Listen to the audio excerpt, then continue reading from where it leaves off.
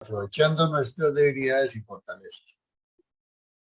Este es un tema que aparentemente pareciera que no tuviera mucho significado o sentido, pero sí lo tiene. Desde la óptica de trabajo espiritual,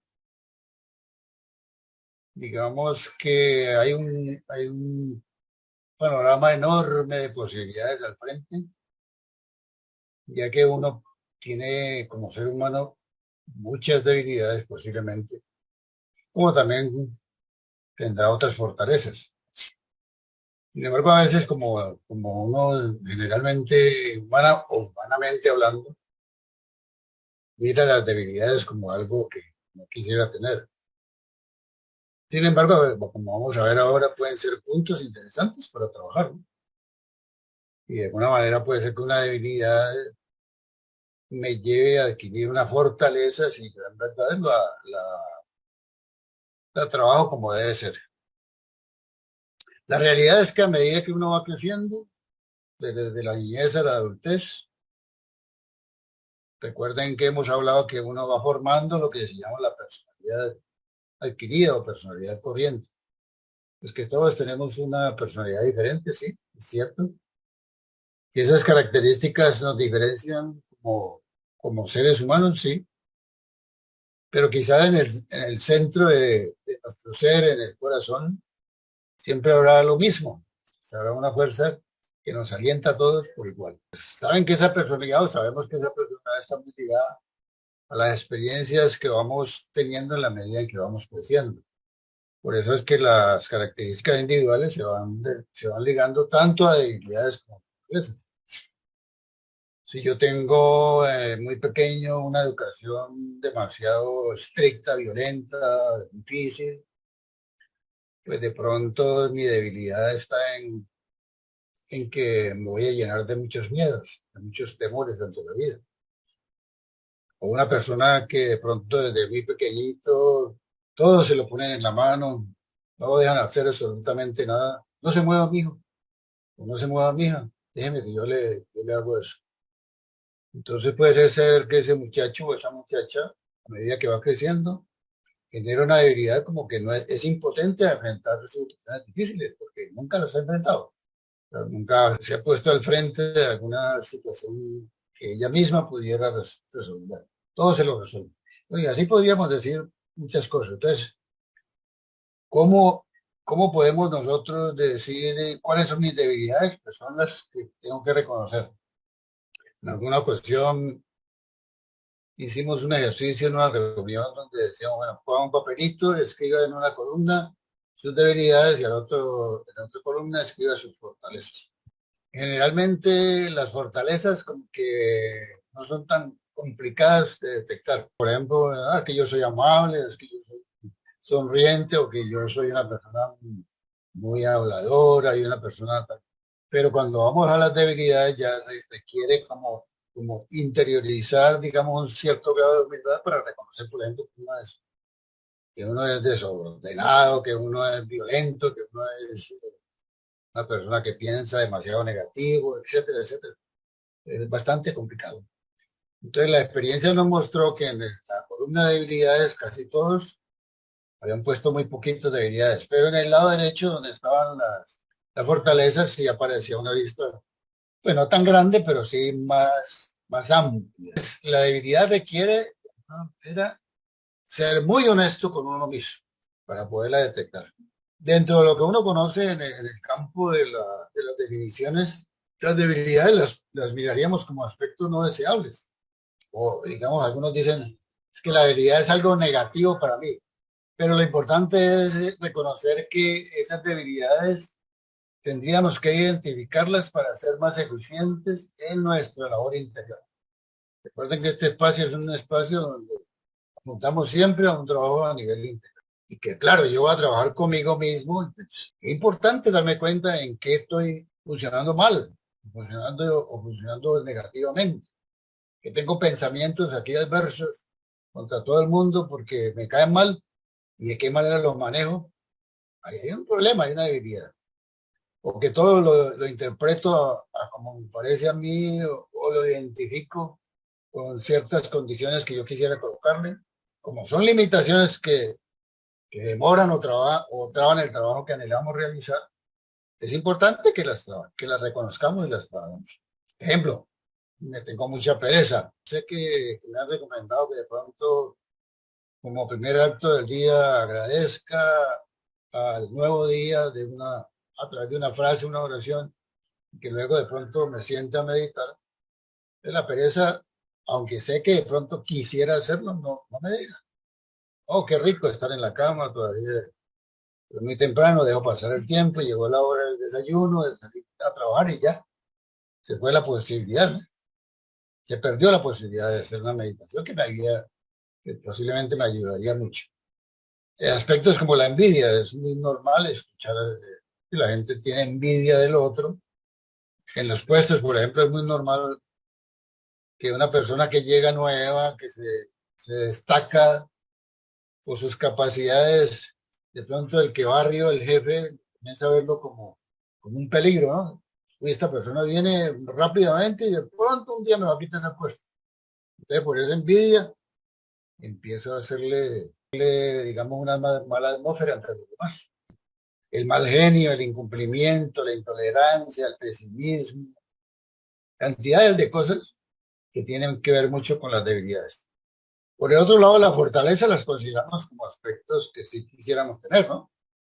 Por eso decimos, son aspectos que son deseables y que lo consideramos como positivos. ¿Por qué son deseables? Porque me ayudan a trabajar o trascender obstáculos o limitaciones en el proceso de la vida. Entonces no las veo mal, son interesantes. Me ayudan a expandir la conciencia. Por ejemplo, yo soy una persona que tengo buena fuerza de voluntad, interesantísimo, porque entre los retos de la vida poder salir más fácil adelante, que soy una persona que soy amable, que soy generosa, que tengo compasión por los demás, que quiero ayudar a la gente, que si veo a alguien por allí que va a atravesar una calle, inmediatamente corro porque está en peligro, es una persona ya de edad. Pero yo le doy la mano y le digo, venga, yo le ayudo. Esos son fortalezas. O sea, ejemplos de fortalezas también existen muchos. ¿Qué es lo que hemos planteado ahora? Que con el trabajo con nosotros mismos podemos ayudarnos a detectar las debilidades y buscar trabajarlas para disminuirlas y al mismo tiempo en el caso que yo tome una debilidad y la vaya trabajando y la vaya colocando en otro campo de posibilidades, puedo al mismo tiempo desarrollar una fortaleza. Tengo esa fortaleza ya, que antes era demasiado perezoso, lo fui trabajando, lo fui trabajando, lo fui trabajando y ahora viene una persona que inmediatamente tengo al frente una posibilidad y aquí estoy. Con las fortalezas, entonces en ese momento, cuando estoy listo, posiblemente podría comprender mejor al otro, reconocer que ese ser que también tengo al frente mío está dotado de tantas debilidades y tantas fortalezas como yo las tengo, pero que las debilidades de esa persona no son las mismas que yo tengo. Eso también me ayuda a comprenderlo. Es muy normal, por ejemplo, en los trabajos de equipo.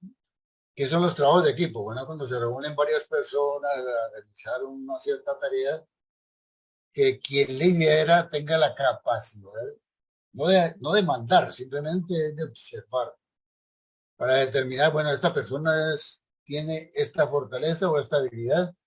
Yo no la voy a poner a hacer cierto trabajo porque sé que puede, de alguna manera, fallar.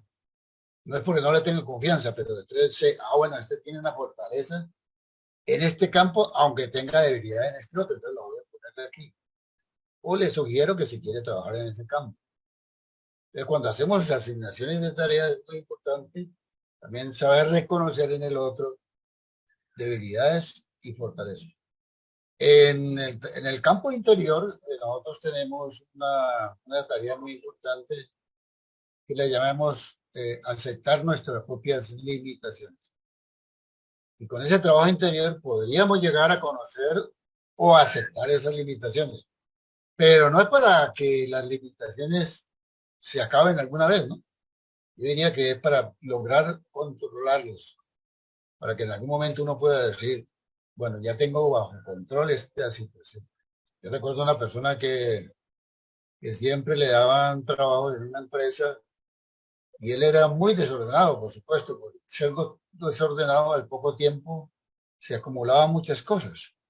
Y entonces un día alguien le dijo, hombre, para que no se te acumulen tantas cosas, porque si estás desordenado no sabes ni lo que está pendiente, toma una libretica y vas apuntando. Simplemente, tengo que hacer esto y esto. Y él hizo caso y se puso a hacer ese trabajo. Por supuesto, ¿qué pasó? Que logró controlar esa situación de desorden, pero no quiere decir que él había acabado con esa situación. ¿Por qué razón? Porque un buen tiempo funcionó muy bien, muy bien, muy bien, muy bien, bien, llevando esa libreta de apuntes, hasta que un día dijo, no, yo no necesito eso.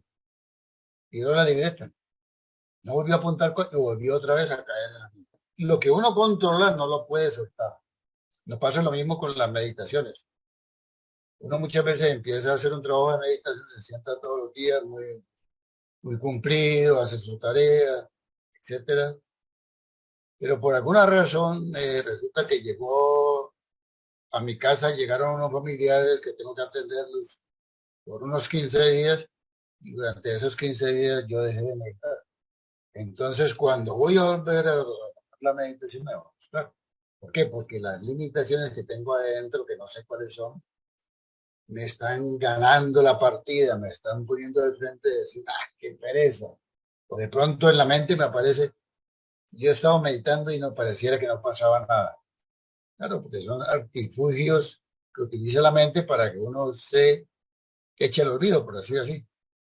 Puede ser que yo sea muy puntual, puede ser que realmente lo haga en la empresa y eso puede ser una fortaleza, pero al mismo tiempo puede ser que tenga olvido generalmente cuando llego a las reuniones de trabajo. Ay, olvidé algo que lo dejé en casa, me pasa frecuentemente. Entonces, para poder desarrollar esta reunión bien, aunque eso fue muy puntual, me faltó traer algunos elementos que me van a ayudar a que esa reunión sea eficiente. Esa es una debilidad.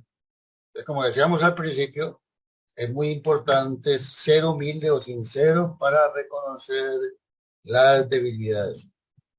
Y sobre todo, que uno diga, sí es cierto, yo soy así. E inmediatamente busque corregirlas. Y esa no es una tarea tan fácil.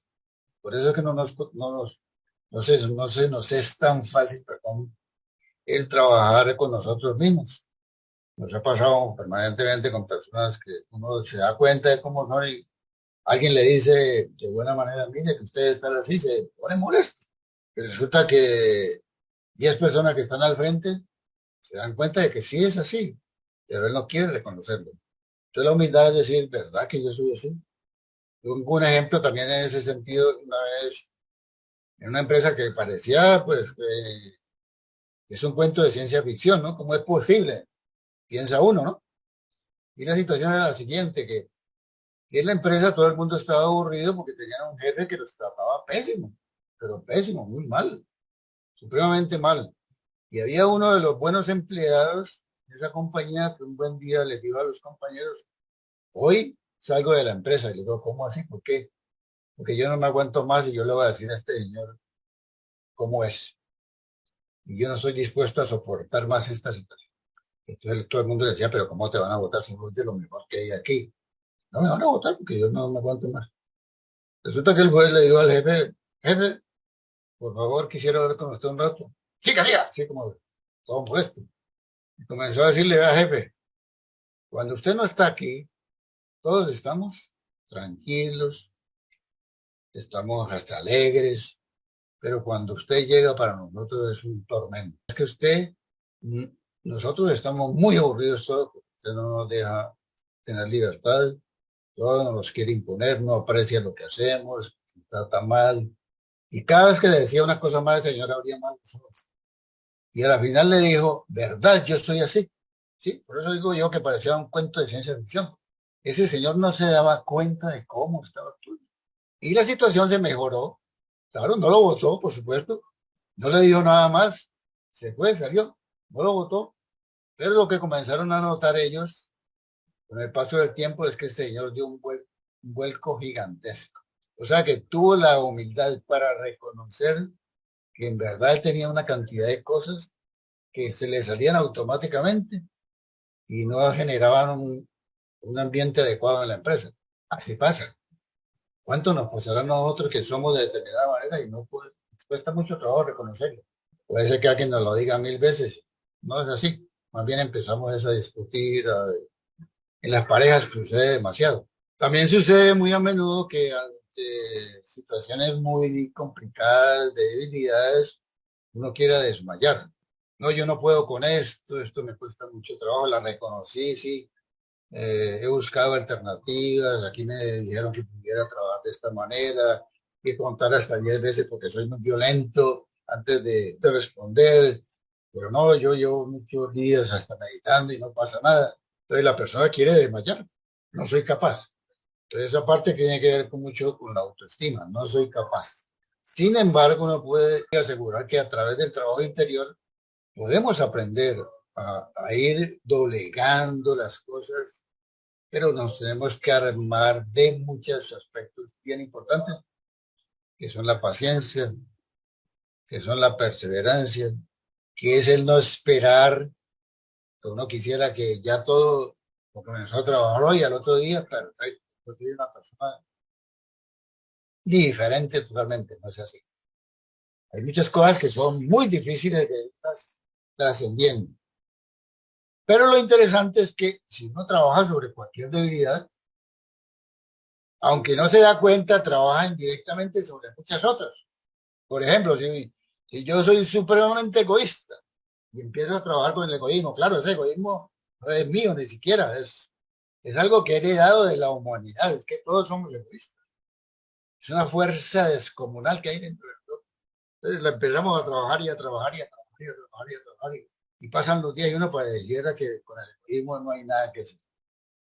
Pero resulta que ese egoísmo es como todo, como la gotita de agua que da en el piso. En algún momento va siendo el orificio. A medida que uno va trabajando sobre el egoísmo, ese egoísmo tiene que ir cediendo. Y entonces, indirectamente puede ser que yo vaya superando la indiferencia.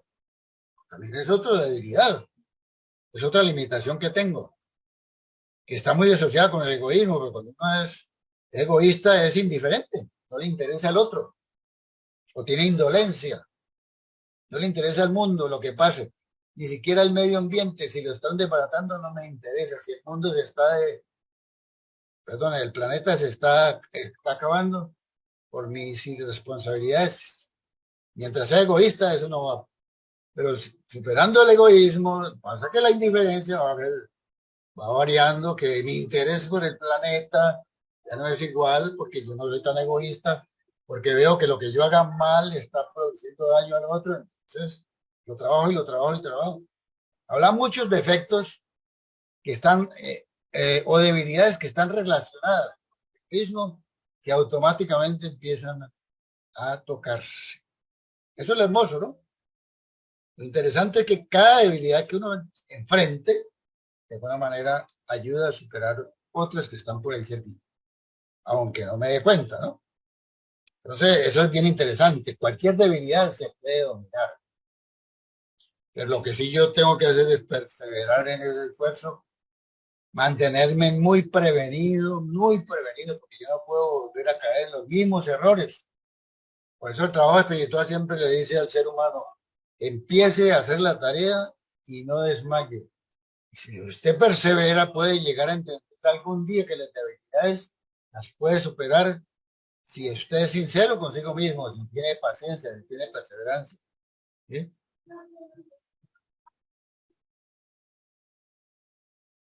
Entonces, habrá otras tareas bien interesantes que están ligadas al aspecto importante de estar trabajando con las debilidades. Es que cuando uno trabaja con sus debilidades, entra en un proceso de empatía. La empatía es tratar de comprender a los demás seres humanos. Porque los demás seres humanos tienen otras debilidades que igual yo tengo, que seguramente no han sido culpables de esas debilidades, por lo que decíamos al principio. Fueron forjadas por toda una historia de vida que han tenido alrededor. Pero eso es interesante porque si nos capacitamos en el trabajo con las debilidades, nos va a ayudar a acompañar a otros en sus esfuerzos para comprenderse y superarse. es una ayuda amorosa. Imagínense, usted si le da la mano al otro, si lo comprende, si se da cuenta que ese ser como yo tiene una debilidad que yo no lo puedo juzgar ni lo puedo separar, sino que le tengo que dar la mano. Ay, dar la mano es, venga para acá. Está bien, eso es muy difícil, yo lo entiendo. Pero venga, ¿cómo lo ayudo? Entonces, ¿qué estoy haciendo ahí? Reorientando el sentido de vida de ese ser y le estoy ayudando a desenvolver igualmente sus mejores posibilidades.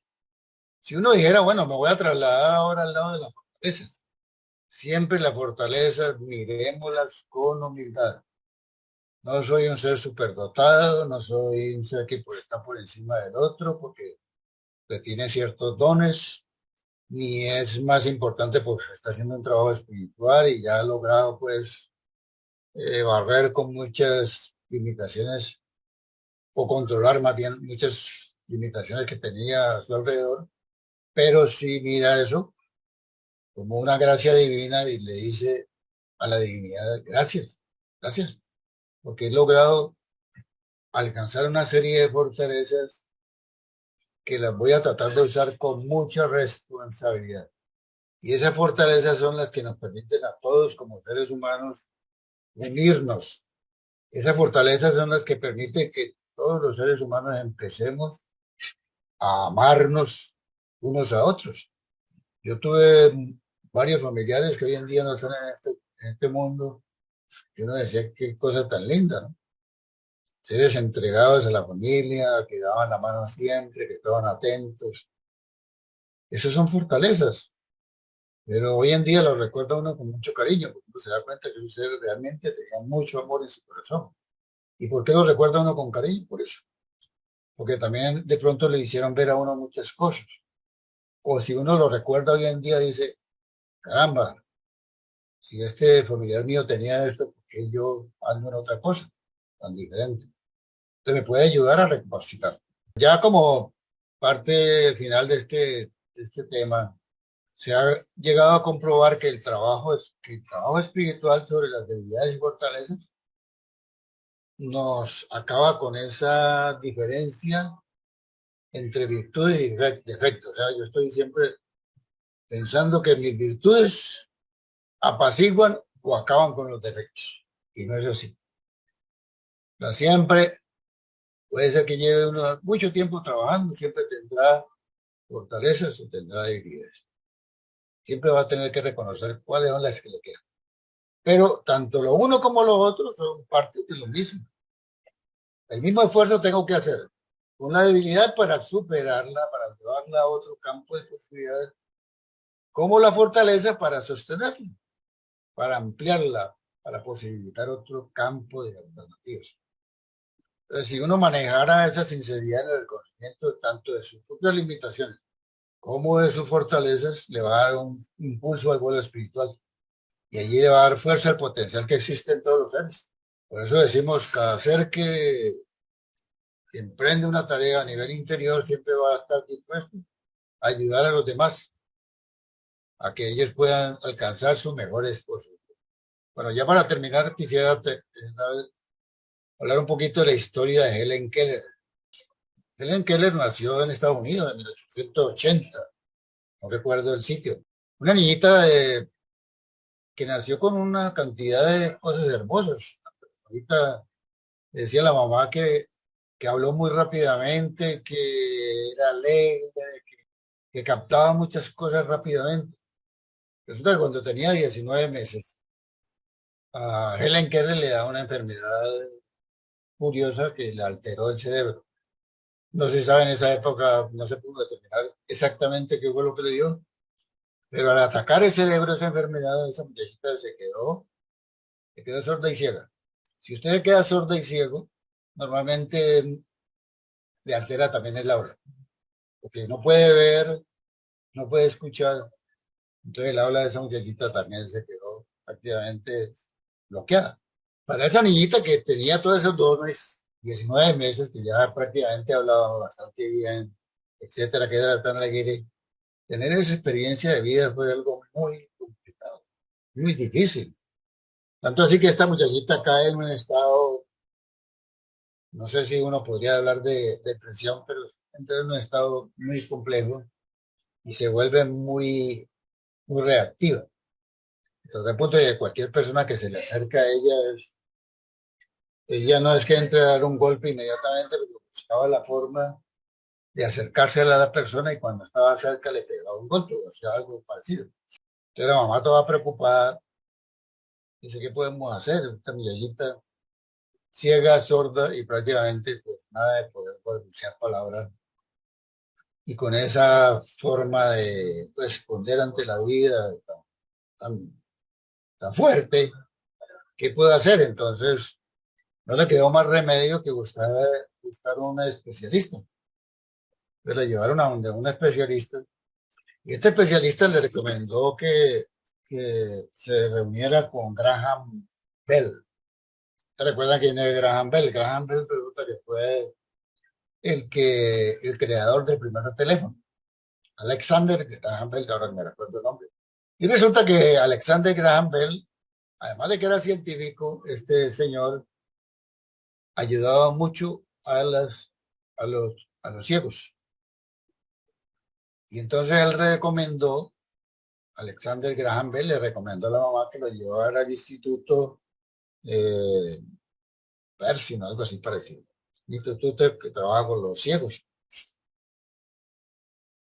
Cuando llegó allá, pues automáticamente las personas hicieron una evaluación y dijeron, vamos a asignarle a una persona que le ayude. Entonces le asignaron a una ciega, que era Ann Sullivan. Imagínense, una ciega, pero con un amor tan extraordinario que a los 2 o 3 meses de estar trabajando con Helen Keller, que era esa chica violenta, esta niñita que le enseñó a leer el braille, le enseñó prácticamente a volver a pronunciar palabras, mucho, le enseñó una cantidad de cosas. Esa muchachita en poco tiempo empezó a dar vueltos gigantes. Bueno, si la historia va más allá, pasan los años y un buen día Helen Keller se gradúa a los 24 años. Primera ciega y sorda que se graduaba en todo el mundo en una universidad. Y resulta que esta muchachita, que no tenía prácticamente, según los padres, solución para la vida, se convierte en una líder mundial en todos los niveles. Fue activista, escribió una cantidad de libros, y unos libros hermosos sobre la vida de ella, y un libro muy especial, la vida de Helen Keller, muy linda la vida. Esa señora detectaba, aprendió a leer los labios. Entonces, ella se comunicaba y aprendió a hablar también a su manera. Pero leía los labios simplemente tocándole a la persona aquí. Le tocaba los labios, los dedos y con eso entendía perfectamente lo que la persona estaba diciendo. Entonces ella se convirtió en defensora prácticamente de las mujeres que eran segregadas por sus limitaciones. Hizo una cantidad de obras muy lindas. Esta Anne Sullivan la acompañó prácticamente hasta muy avanzada en su vida y lógicamente murió antes que ella, pero a pesar de que Anne Sullivan, que fue su compañera de vida prácticamente, su gran amiga murió y ella siguió con la tarea de hacer todo un trabajo de vida y murió trabajando, escribiendo, ayudando a la gente. Entonces, si uno se pone a mirar ahí, esa historia de vida que la traje, es muy linda, porque nos muestra que a pesar de las posibles debilidades que pueda tener un ser humano, que cuando uno ve esas debilidades, uno dice, bueno, ya sí, me quedo ciego, sordo, prácticamente mudo, ¿qué puedo hacer ante la vida? Y caigo en un estado de violencia extrema donde nadie se me puede acercar, no hay nada que hacer. Sin embargo, de esas debilidades, gracias a un ser tan extraordinario como Anne Sullivan, logró Helen Keller convertirlo todo en fortaleza. Entonces ella tenía, creo que un lema que pensaba que lo que verdaderamente uno podría ver era lo que tenía en su interior. Lo que no era necesario la vista para darse cuenta de las cosas. Bueno, esa es una historia muy linda, pero sí es bueno que las miremos porque no importa las debilidades y las situaciones difíciles que podamos pasar, siempre tenemos posibilidades ante la vida.